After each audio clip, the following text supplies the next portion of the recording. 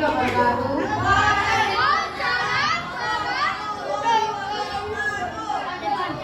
Masuk semua ya?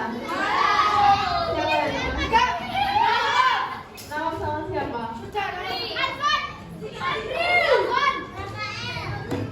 Nama apa aja? Apri.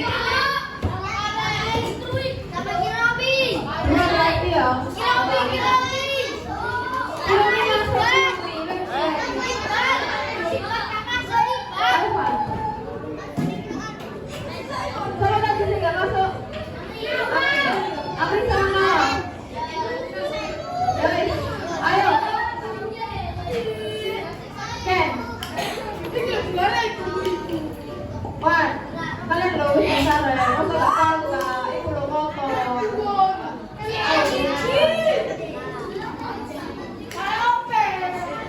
Ayo dibuka buku bahasa Indonesia-nya, bab 8. Nah.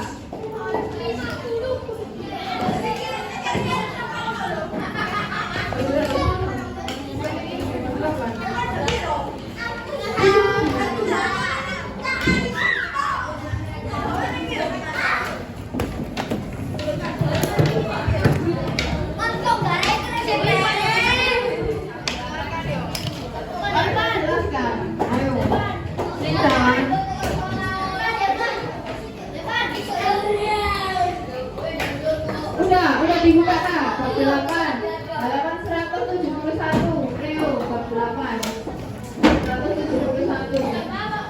Kok apa sih tidak sih?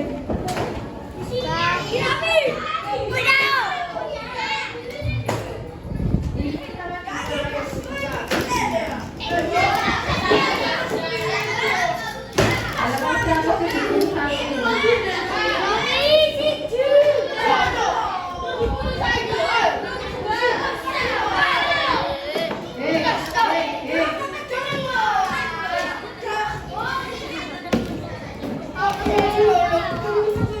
Yang buka bukunya tangannya, bukan mulutnya. Mulutnya nggak usah ikut. Tangannya, bukan mulutnya. 171.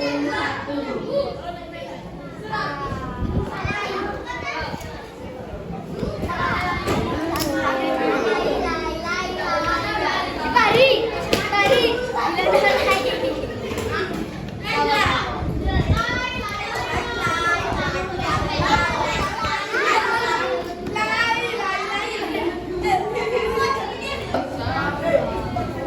Di bab 8 ada makna ibu hunter. Udah tahu makna ibu hunter? Ken? Oh, mau dijelaskan nggak ngobrol lagi? Apa? Berarti ya.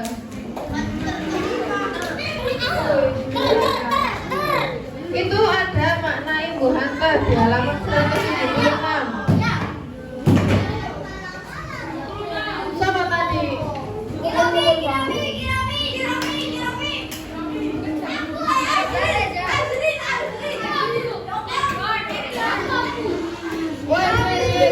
Sekali lagi jangan ngomong tak suruh maju. Di halaman 178 itu ada kata dengan ibu hunter. Makna ibu hunter itu ada penandaan. Yang pertama ada menyatakan sebuah keadaan yang sedang atau sudah terjadi. Ya, contohnya terdiam, Baro terdiam. Misalnya Iqbal terkunci di ruang kelas. Jadi dari kata kunci dan dari kata terdiam, misalnya terdiam, dari kata diam dikasih ibu hunter di depannya. Paham? Misalnya menyatakan paling. Misalnya Leo terganteng. Oh, Leo terganteng. Terus Baro.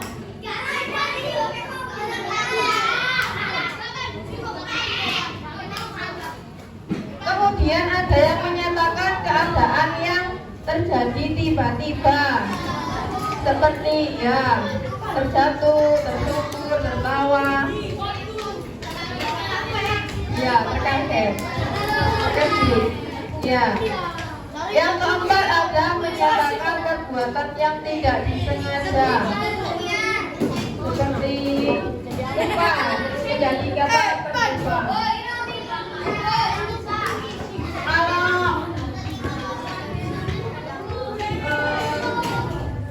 Hipnotis bisa jadi apa? Hipnotis kalau dikasih tambahan water, itu masuk yang mana?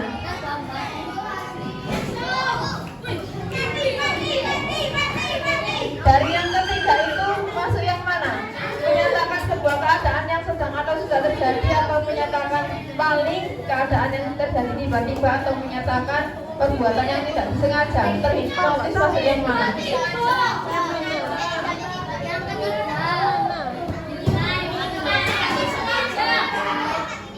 Jadi ketiga. Buka ro apa namanya? Barong.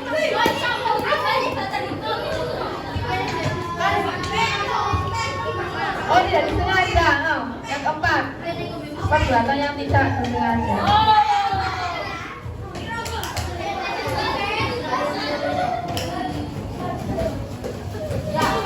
Yang kedua, masih ingat perundungan?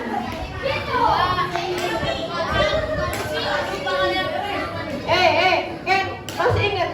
Materi kemarin itu perundungan itu apa?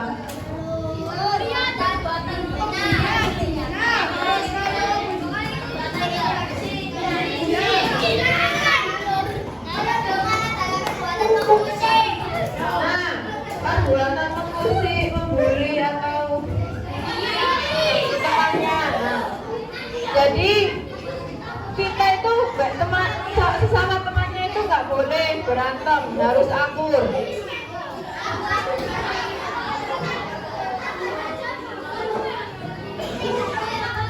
Itu di halaman 179.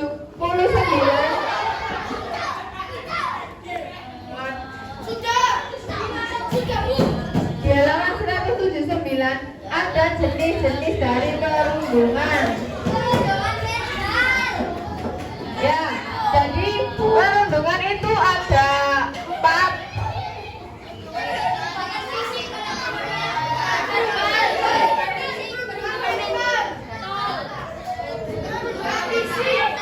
Itu nek ditanda wae, aku gak tanggung jawab nilainya kalian nanti jebrok. Saya gak mau ngasih nambah nilai. Boleh.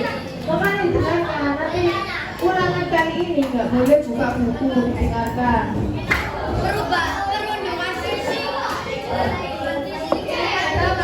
Yang pertama ada perundungan verbal. Perundungan melalui kata-kata. Misalnya, Rangga ngejek Leo. Misalnya, ya ngejek Leo. Awas boleh aku silai dolanan aku tak bohong. Itu namanya perundungan verbal. Itu perundungan, itu juga perundungan. Kira misalnya bahasa itu. Itu contohnya perundungan fisik.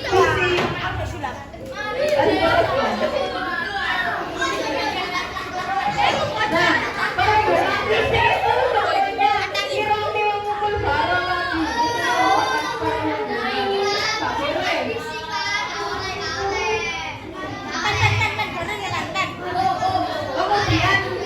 Kemudian yang ketiga ada perundungan mental. Ya, perundungan mental. Contohnya misalnya Nafis itu gak pernah mandi, terus kalian Nafis lo gak pernah mandi, terus gak punya teman, harus mandi ya, gak boleh gitu.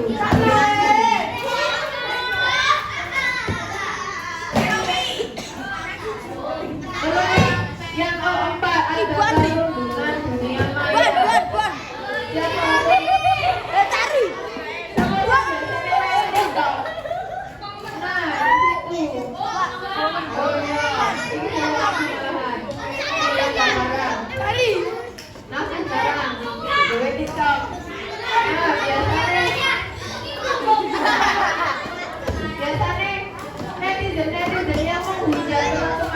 di sosial media. Nggak boleh. Nggak boleh. Misalnya Karen upload video di TikTok. Pas mama terus banyak orang tak boleh. Oke?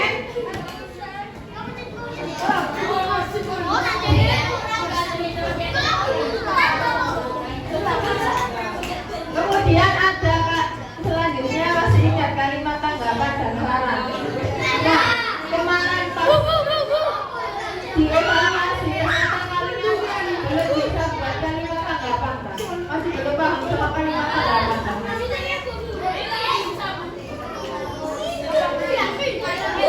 Kemarin pas LKPD saya kasih itu kalimat tanggapan itu kalian banyak yang salah, cuma 1-2 aja yang benar. Ya kan? Jadi kali ini gambar jangka kasih nomor lomba.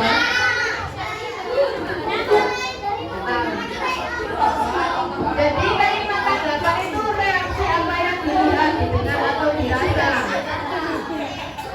Kalimat tanggapan itu dimulai dari beri fakta dari apa yang terlihat. Jadi kalimat tanggapan itu responnya sama terhadap perbuatan itu. Misalnya lerang gula, atau ngebong leo mam. Apa gimana? Ya.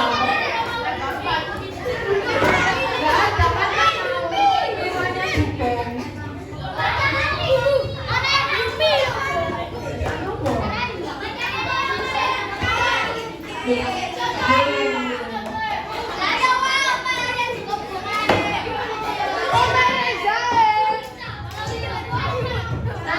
Namanya kalimat tanggapan dan saran.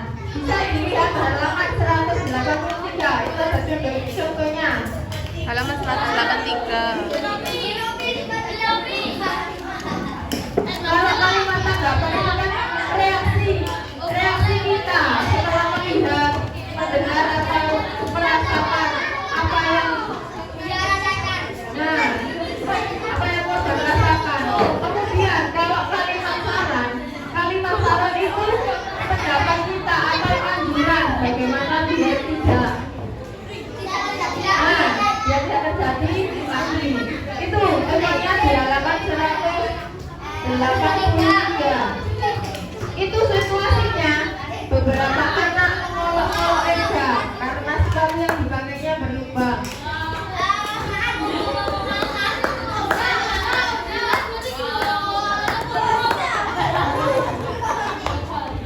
Nah, itu tanggapan kalian gimana? Ada yang temannya Ega kan diolok-olok sepatunya berlubang. Nah, iya. Jadi respon kalian saat melihat misalnya ini Iqbal sepatunya bolong, responnya kalian gimana sih? Duh, itu perundungan. Buaya. Pak. Tanggapannya sama gimana? Nah, tanggapannya itu kan tidak ada yang mau sepatu memakai sepatu bolong ke sekolah kan? Nah, memakai sepatu bolong akan menyakitkan saat tidak berjalan. Jadi bagaimana perasaannya? Kemudian saran buat Iqbal. Biar terus bawah dari atas terus pulang bawa sandal. Kan itu pas berangkatnya kamu kan bawa sepatu. Jadi sarannya sampai itu teman-teman jangan mengolok-olok Iqbal, kasihan kan?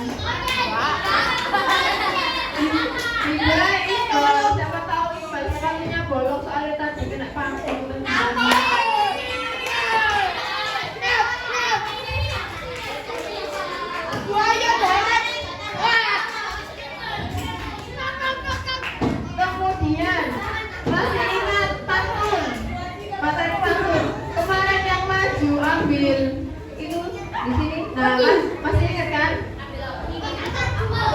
Ambil kotak pantun, ambil kotak pantun.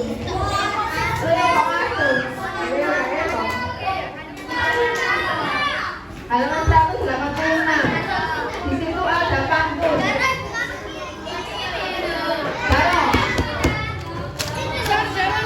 Jadi pantun adalah salah satu karya sastra asli Indonesia. Pantun itu berasal dari Indonesia.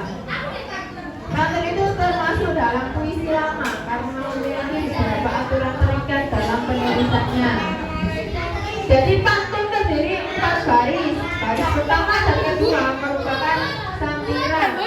Baris ketiga dan keempat merupakan puisi. Nah, ini ada. Oh iya. Jadi dalam pantun itu ada 5 atau 6. Yang AB kemarin, yang belakangnya AB dan yang belakangnya AAA.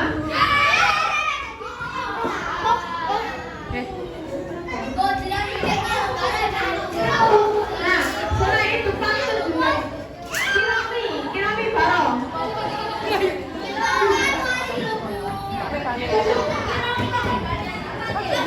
Kirami, balik ke belakang.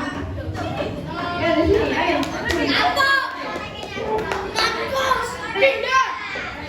Kalau nggak bilang, balik ke sini. Kalau nggak gitu, buat di depan. Itu ya depan sini. Oke. Kirami. Buruan boleh. Dengarkan. Di sini ada pantun. Pohon terapi di tengah hutan. Kemudian keteduhan.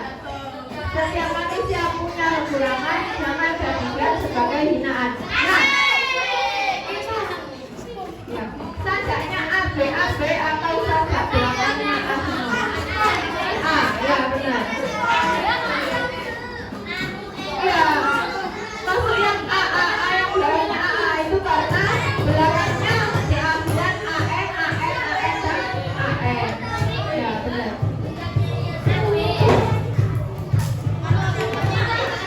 Ham. Ini maksud saja apa?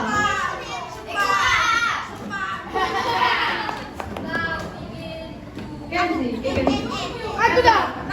Ini maksud saja apa? Aku BBB. Pantun dibaca. Maksud saja apa? Tadi jelaskan maksud saja apa itu? Sajaknya. Saya tanya Eva. BBB. Yang lain diam, saya tanya Eva. Akhiratnya. Sajak pantun apa?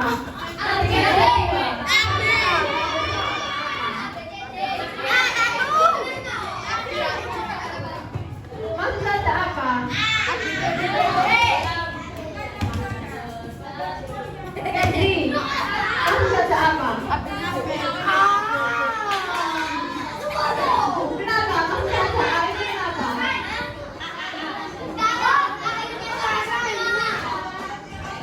Piye?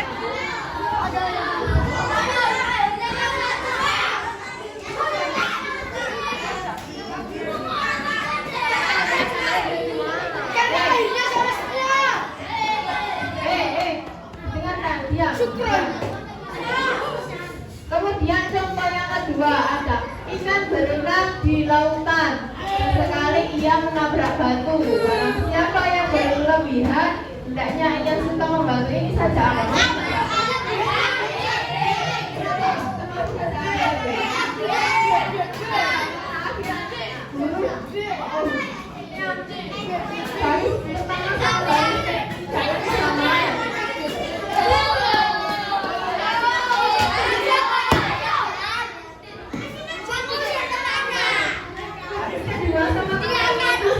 Jadi ini bersaja A, B, A, B, dan ini bersaja A, A, A.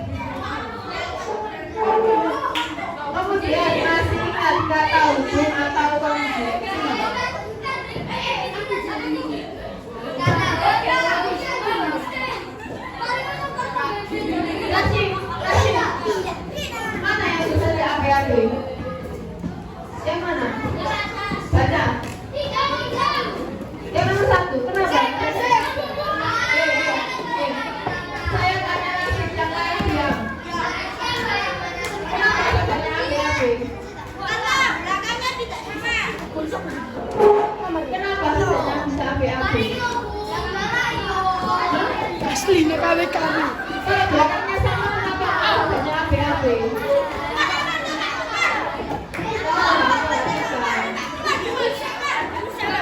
Edward, Ini lebu. Ini aman. jadi saya ulangi lagi, yang survei 1 ini bersaja A semua, dan yang ini bersaja AB-AB. Karena apa? Karena akhirannya itu sama, AN semua. Kalau ini baris pertama sama baris ketiga itu sama, barisnya AN, baris kedua dan keempat itu sama juga, barisannya T, jadinya saling berpasangan. Itu AB-AB.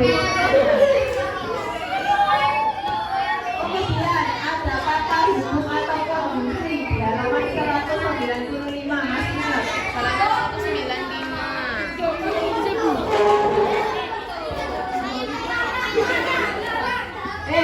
Bisa juga. Kata hubung konjungsi yang akan kita pelajari kali ini itu kata hubung antar kalimat. Jadi kata hubung antar kalimat itu ditulis di awal kalimat dan disambung dengan tanda koma.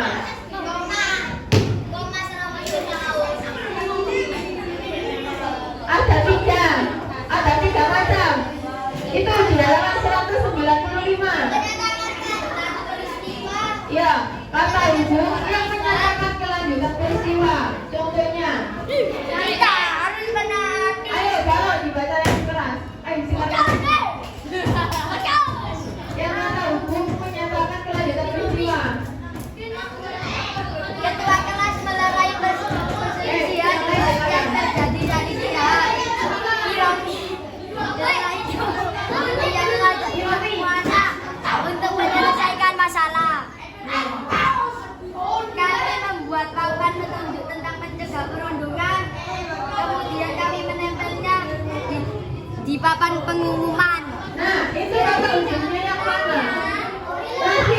Nasib itu kata hubungnya yang mana? Yang kata hubung melanjutkan menyatakan kelanjutan peristiwa yang mana kata hubungnya? Nasib, ayo maju. Tuh, berapa bisa nggak bisa jawab? Ayo maju. Maju. Tolong mendengarkan kata maju. Sekali lagi, salah tanya nggak bisa jawab maju. Ya, kena aneh gak jawab. Oke, disalon kemana? Ayo, siapa lagi yang mau rame? Jadi, kata hubung yang menyatakan kelanjutan peristiwa itu tadi yang dibaca Baro pada ketua kelas melerai perselisihan yang terjadi saat istirahat. Setelah itu, ia mengajak semuanya untuk menyelesaikan masalah. Kata hubungnya yang mana? Nah, iya, kata hubungnya benar-benar bersama ini. Tadi sama namanya. Itu kata hubungnya setelah itu. Jadi ketika kalian melerai perselisihan yang terjadi saat istirahat, kelanjutan peristiwanya itu disambung dengan kata hubung setelah itu. Setelah itu ia mengajak semuanya untuk menyelesaikan masalah. Kemudian contoh yang kedua, kami membuat papan petunjuk untuk petunjuk tentang mencegah perundungan. Ya. Jadi kata hubungnya kemudian. Rangga, nggak boleh tidur. Sama.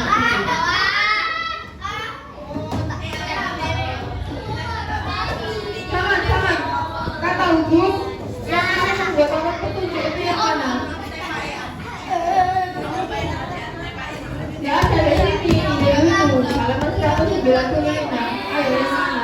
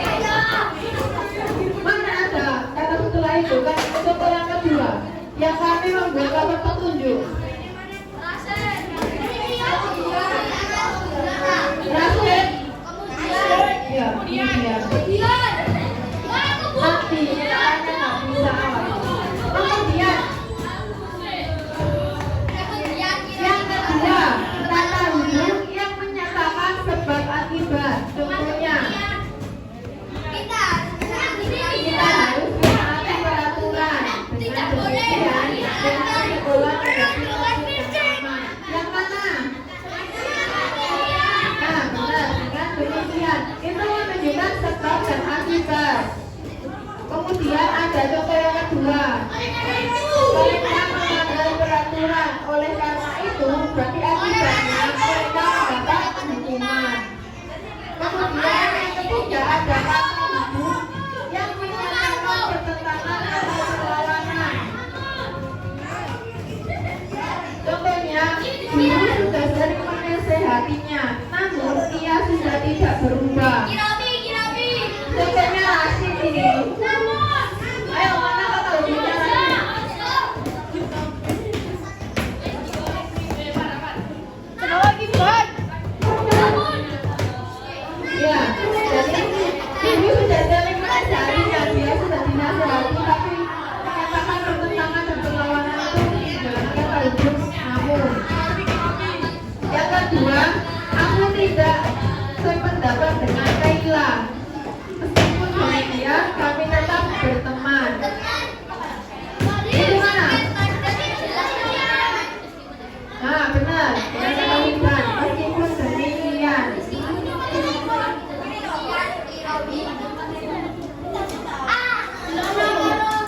Kemudian, ayo dengarkan. Ada pidato. Pidato itu apa?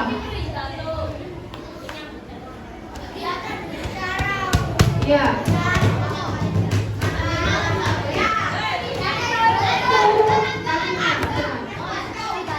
Jadi pidato adalah kegiatan berbicara ilham. Pidato itu apa? Pidato itu apa?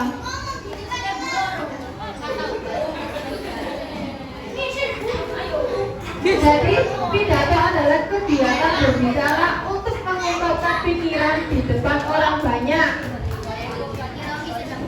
Kemarin pas muhadharah itu kan ada teman kalian yang di depan. Berarti berangkat.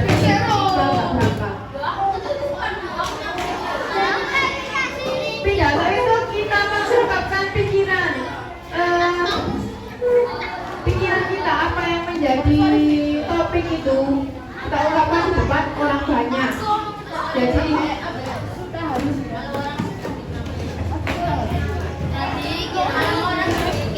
malu-malu untuk berpidato.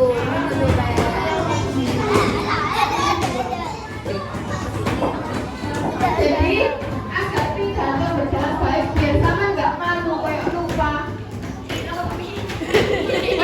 di depan. Jadi kawan harus menyiapkan naskah pidato terlebih dahulu terus dihafalkan biar bagus. Iya, salah bang. Kalau mau menghafalkan lebih baik kalau nggak dihafalkan dihafalkan. Kemudian misalnya kita mau menulis pidato tentang perundungan. Nah, paragraf pembukanya itu kita isi dengan apa?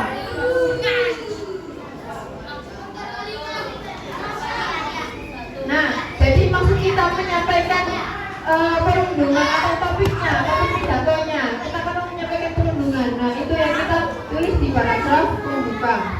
Kemudian paragraf isi pertama, kita menulis apa? Menulis latar belakangnya. Jadi latar belakang dari perundungan. Perundungan itu apa?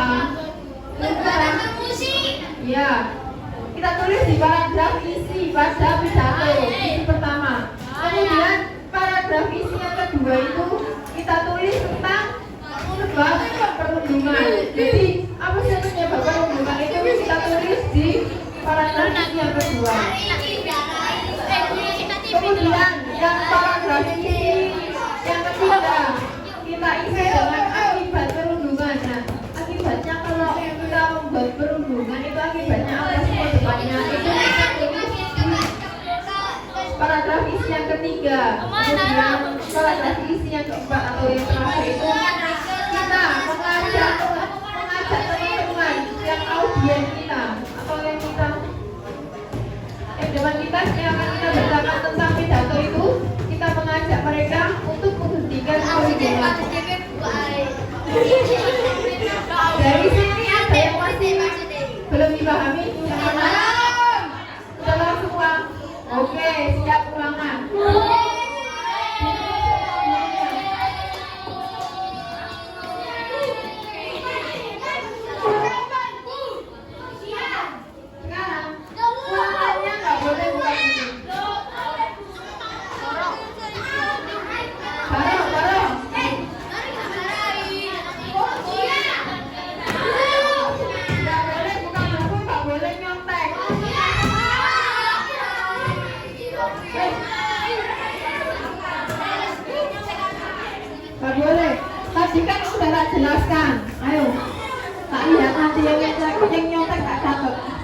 Nilainya tak kurangi 50. Nilai 100.